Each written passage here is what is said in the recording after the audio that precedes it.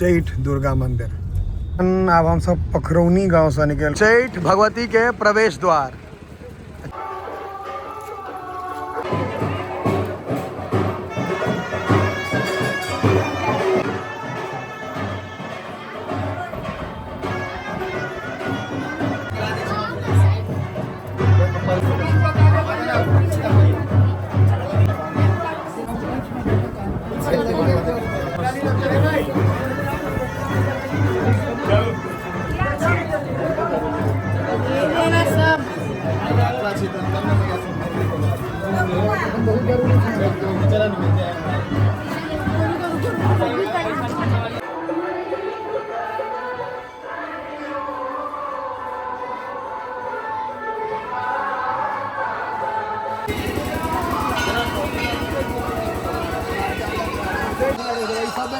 यहाँ प्रदान करो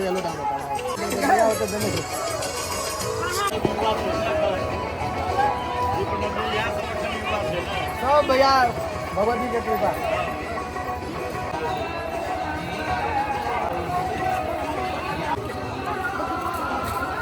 प्रमोशन का कमाई पूरा दुर्गा पूजा घूम अक्टूबर तक।